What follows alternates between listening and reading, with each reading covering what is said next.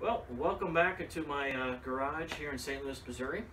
It appears that the monsoon rains from last night have ended, so that's good. I'd like to go for my next presentation, and I'm calling it Souvenirs. Why Souvenirs?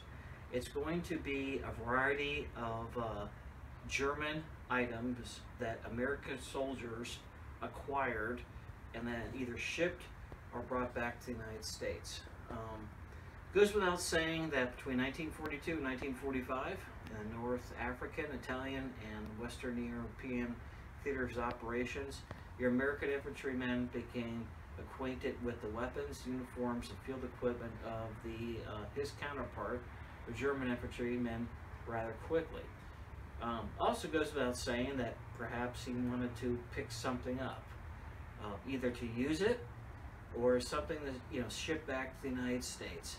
The only problem is that being in the infantry, the operational tempo is quick, that being you're always on the attack. So the opportunities to pick stuff up was rather limited. The other thing you have to keep in mind is that if you're in Western Europe, you were living out of this, the Musette bag, from about the summer of 1944 to 1945. So everything you absolutely needed was in this bag. So space was rather limited. So that problem was solved by the third week of May 1945. Why is that? The war had ended. So it goes without saying that now that no one's shooting at you, your opportunities to acquire German items that you would like to ship or bring back to the United States became rather easy. Why? Because the stuff was all over the place. The war was over. So it goes without saying that over the past 30 years I've had the opportunity to meet and speak with many American veterans. The vast majority of them in the United States Army. The vast majority of them were in the infantry, and the vast majority of them served in Western Europe. One of the questions I would ask them is that, hey, did you pick up any souvenirs? German stuff. And based on my conversations with them, what I'm going to do is a quick overview of the items that they would have picked up and have either shipped back, in most cases after the third week of May 1945, or they would have brought with them back to the United States. So the first item I'm going to go over is some German Army uniforms. I'm going to not go into a lot of detail. The reason being that when you take the time and look at the field equipment and the uniforms of the American Army and compare it to that of the German Army, the German side is much, much more complicated.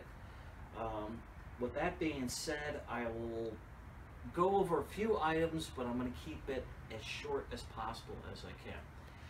So let's go over the uniforms. This particular item right here is a German infantry uniform. Just like their American uniform, it's also made of wool. However, the Germans had many more types compared to the Americans. We're going to focus on this one right here. This particular uniform was German infantry. Belonged to what they would call a Jaeger regiment. Today would call that light infantry. How do we know that? It's due to this patch on the sleeve right here. The person that had this uniform had already seen quite a bit of combat experience. How do I know? The German military, as opposed to the American military, that being the United States Army, the German military wore the decorations that they earned on their uniforms. The American soldier did not. So I happen to know real quick by looking at this uniform that, once again, the person was Jaeger Regiment, light infantry. I can look at this bar that's on the uniform right here, this uniform, this ribbon bar, and I can see right here by looking at the middle that the person participated in the invasion of Russia, and they earned the Iron Cross second class. There's another award right here that is equivalent to the Army Combat Infantry Badge, and this was earned in combat. So this particular one right here would indicate that the person was at least 30 days in a combat situation. So, we're going to come over here to this uniform. It is not an Army uniform. This one's German Navy. Now, you say, how can this be German Navy? Well, it's not blue. It doesn't look like a Navy uniform. Well, once again, being German, it's complex. Many of the bunkers that you would find in, for example, Normandy, when we went in, were actually occupied by German Navy personnel. The main reason is that obviously the German Navy had quite a bit of experience with very large guns, you know, think battleship, all right? So, artillery.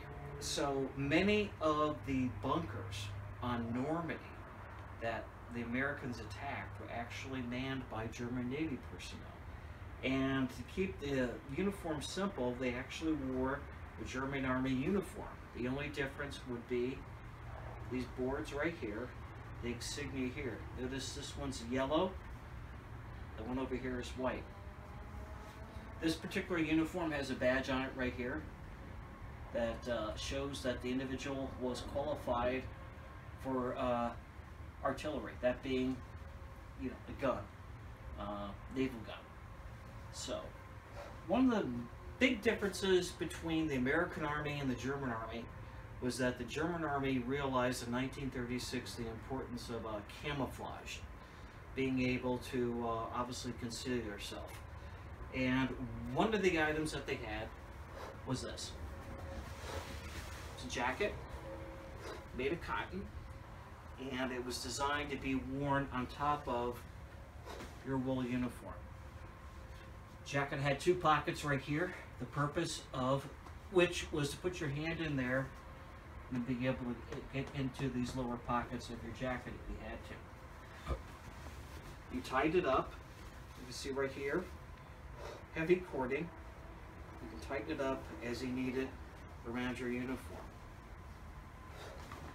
There was a second variation, this one right here. The difference being is that this jacket would have had a hood to it that you could pull over your head and put over your helmet. This particular jacket has the hood removed. However, it still has right here, you can see it, the pockets to get into right there, the lower part of the uniform.